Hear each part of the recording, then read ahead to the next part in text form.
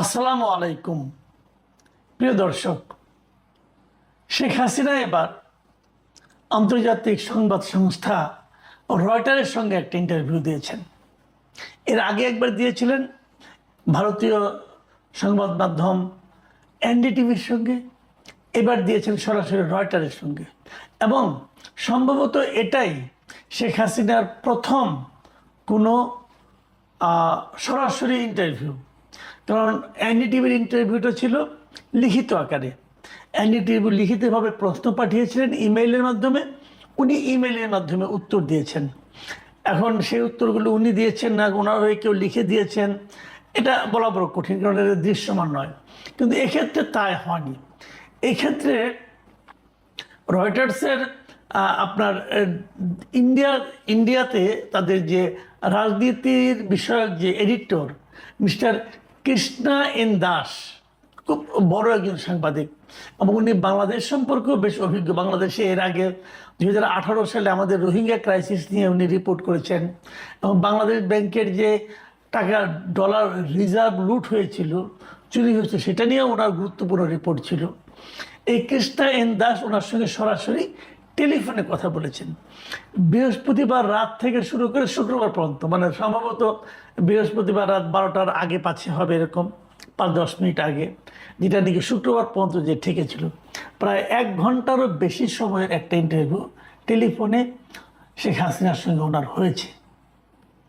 এবং সেই ইন্টারভিউয়ে শেখ হাসিনা এবার স্পষ্ট করেই বলেছেন যে উনি ডিসেম্বরের মধ্যে দেশে ফিরছেন। এবার একটু বাড়তি বলেছেন যে উনি একা ফিরছেন তা বলেননি, উনি বলেছেন ওনার দলের যারা সিনিয়র সহকর্মী আছেন, মানে কেন্দ্রীয় পর্যায়ে যারা নাকি সিনিয়র লিডার আছেন, তাদেরকে সঙ্গে নিয়ে উনি ফিরবেন এবং উনি ফিরবেন সারেন্ডার করার জন্য।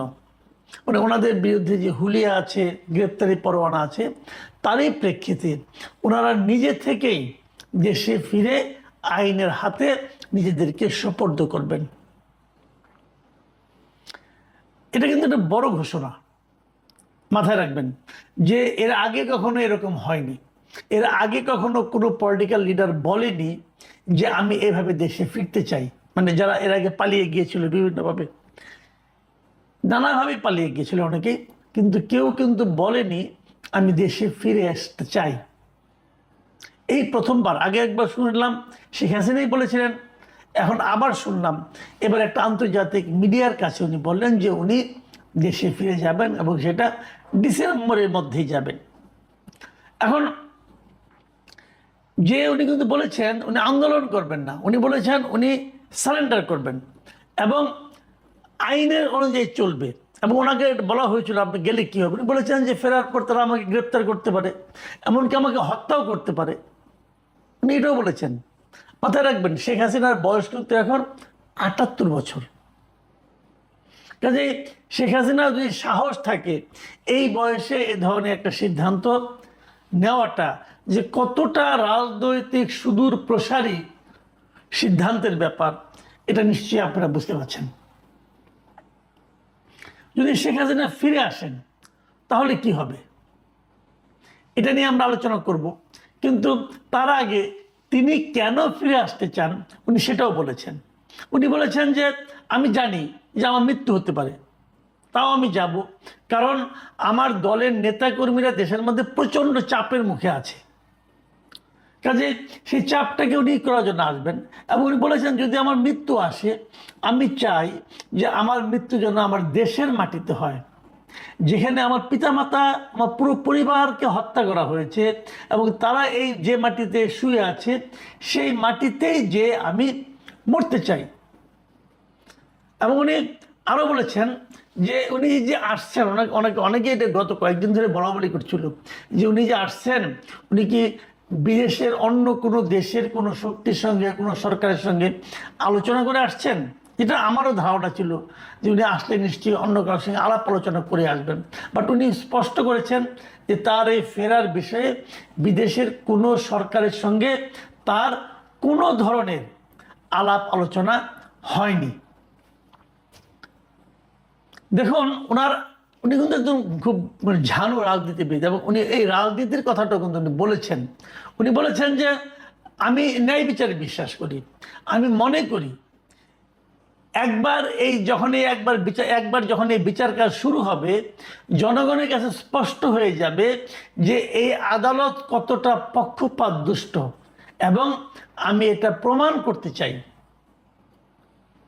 উনি এই যে আদালত ওনার বিচার হচ্ছে, সে আদালত আসলে পক্ষপাত দুষ্ট কিংবা পক্ষপাত দুষ্ট নয়, এই জিনিসটা উনি প্রমাণ করতে চাচ্ছেন।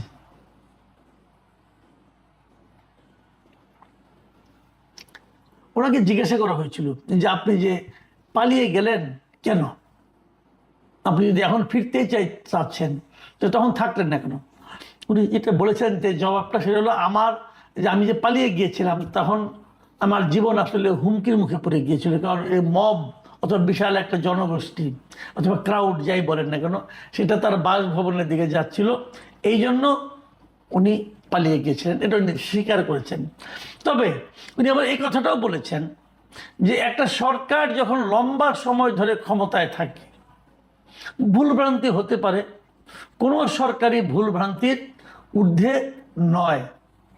তবে একটা সরকারের ভালো বা মন্দ, সঠিক বা ভুল, এর বিচারের ক্ষমতা একমাত্র জনগণের। আমি এটা জনগণের হাতেই ছেড়ে দিতে চাই। তার মানেটা কি দাঁড়াচ্ছে? এবং আওয়ামী লীগকে যে নিষিদ্ধ করা হয়েছে সেটা নিয়েও কিন্তু উনি প্রশ্ন তুলেছেন। উনি বলেছেন যে তারা হয়তো আমাকে দোষী সাব্যস্ত করবে, আমি হয়তো নির্বাচনে অংশ নিতে পারবো না, কিন্তু তারা কেন আওয়ামী লীগকে সাসপেন্ড করলো? যদি আমরা খারাপ কিছু করে থাকি সেটা জনগণই সিদ্ধান্ত দেবে। দেখুন, আমার কাছে এই জায়গাটা খুব ইন্টারেস্টিং মনে হয়েছে, যে আমি নিজেও বহুবার বলেছি, কিন্তু এই যে নির্বাহী আদেশের মাধ্যমে একটা রাজনৈতিক দলকে নিষিদ্ধ করা, এটা কিন্তু আওয়ামী লীগকে একটা এক্সট্রা মাইলেজ দিয়েছে। এটা আমি বলেছি এবং আমি এটা মনেও করি যে এটা করে সরকার ভুল করেছে। অন্তর্বর্তীকালীন সরকার করেছিল তাদের ব্যাপার, কিন্তু আওয়ামী লীগ কেন এটাকে, সম্ভবত আওয়ামী লীগের কাজটা করেছে জামাত এবং এনসিপির ভয়ে, কিন্তু এটা সরকারকে আমি মনে করি ক্ষতিগ্রস্ত করেছে। তারা জনগণের উপর আস্থা রাখতে পারেনি। এনসিপি এবং জামাত আস্থা রাখতে পারবে না, এটা স্বাভাবিক। তারা আস্থা রাখে, তারা জানে তাদের অবস্থানটা কোথায়, তারা গাইড জুড়ে করতে চায়। কিন্তু বিএনপি কেন এই কাজটা করতে গেল? এই কাজটা বিএনপির ঠিক হয়েছে বলে আমি মনে করি না। বিএনপি হচ্ছে এটাকে আদালতের মাধ্যমে সমাধান করতে চেয়েছে, সেটাও একটা ভালো পদ্ধতি আমি মনে করি, একটা ভালো বিকল্প, কিন্তু সেই কাজটাও বিএনপির উচিত হবে না ঝুলিয়ে রাখা। কিন্তু তারও চেয়ে বড় কথা, আদালত এটা নেওয়ারই কোনো দরকার ছিল না। আমি কালকে একটা বলেছি, যদি আপনি মানবতা বিরোধী অপরাধের জন্য আওয়ামী লীগকে আদালতের কাঠগড়ায় দাঁড় করান, তাহলে জামাতকে আপনি কেন ছাড় দিবেন? তাহলে জামাতেরও মানবতা বিরোধী, জামাতও তাহলে ওখানে যে সব পরিষ্কার হয়ে ওখানে ক্লিন চিট নিয়ে আসুক, জামাতকেও নিয়ে যান, জামাত প্রমাণ করুক যে তারা মানবতা বিরোধী অপরাধ করে নাই, তো হয়ে গেল, কোনো সমস্যা নাই। যদি আওয়ামী লীগকে নিতে পারেন, জামাতকে নিচ্ছেন না কেন? এই প্রশ্নটা কিন্তু উঠবে। এখন আপনি বলবেন যে আওয়ামী লীগকে তো সরকার নেয় নাই, কেউ একজন মামলা করেছিল। হ্যাঁ, এই মামলাটা কে করেছিল বলেন তো? এই মামলাটা করেছিলেন মিস্টার ববি হাজ্জাজ, এনডিএম এর যিনি প্রেসিডেন্ট ছিলেন এবং যিনি ওখানে সরকারের একজন মন্ত্রী, এবং উনি ধানের শীষ প্রতীক নিয়ে মন্ত্রী হয়েছেন, মানে উনি বিএনপিতে জয়েন করেছেন। তাহলে আপনার লোকে তো এই মামলা করছে, কিন্তু এই মামলা অন্তর্বর্তীকালীন সরকারের আমলে, এটা বলে আপনি কিন্তু পার পাবেন না। আপনার একজন প্রতিমন্ত্রী এই মামলার বাদী, তো ওই প্রতিমন্ত্রী জামাতের বিরুদ্ধে মামলা করেন না কেন? জামাতও তো মানবতা বিরোধী অপরাধ করেছে বলে তার বিরুদ্ধে অভিযোগ আছে 71 সালে। তো ওই জায়গাটাতে কিন্তু আসতে হবে আলটিমেটলি। যাই হোক, এই পয়েন্টটাই কিন্তু শেখ হাসিনা তুলেছেন যে তারা দলকে কেন নিষিদ্ধ করলো। দল যদি খারাপ কিছু করে থাকে সেই সিদ্ধান্ত জনগণ দেবে, জনগণের উপর আপনি ছেড়ে দেন। নির্বাচনে আওয়ামী লীগকে নির্বাচন করতে দিলে আওয়ামী লীগ কী করতো না করতে দিলে আমরা দেখতাম, কিন্তু সেই সুযোগটা কিন্তু জনগণকে সেই সিদ্ধান্ত নেওয়ার সুযোগটা দেওয়া হয়নি। প্রশ্ন হচ্ছে যে এই যে শেখ হাসিনা আসছেন, উনি কোনো হোমওয়ার্ক করেছেন? উনি কি কোনো হোমওয়ার্ক করে আসছেন? হ্যাঁ, মনে হয় কিছুর হোমওয়ার্ক উনি করেছেন। এবং উনি জানিয়েছেন, এই ইন্টারভিউতে উনি জানিয়েছেন যে ৩০০টি সংসদীয় আসনের মধ্যে ১২৫টি আসনের সঙ্গে আসনে যারা যারা নেতাকর্মী আছে তাদের সঙ্গে ওনার অনলাইনে মিটিং হয়েছে, এবং তারা সবাই আওয়ামী লীগকে কীভাবে পুনর্গঠিত করা যায় সেটা নিয়ে ওনারা কিন্তু কাজ করেছেন। কাজেই ওনার কিছুটা হোমওয়ার্ক আছে, এবং বাকিটা হয়তো উনি আসার পর হবে। এবং উনি হয়তো আসার মাধ্যমে, আমি এটা আগেও বলেছি বহুবার, যে আসার মাধ্যমে উনি হয়তো ওনার দলের নেতাকর্মীর মধ্যে একটা নতুন ধরনের উদ্দীপনা তৈরি করতে চান। কিন্তু যে কথাটা বলে আজকে আলোচনাটা আমি শেষ করব, সেটা হলো ওই জন্য শুরুতে বলেছেন যে উনি দলের সিনিয়র নেতাকর্মীদের নিয়ে আসবেন। আমার কিন্তু মনে হয় না যে ওনার সঙ্গে সঙ্গে ওনার সিনিয়র নেতাকর্মীরাও আসবেন, এটা আমি বিশ্বাস করি না। কারণ এই দলের এই নেতাকর্মীদেরকে আমি খুব ভালোভাবে চিনি।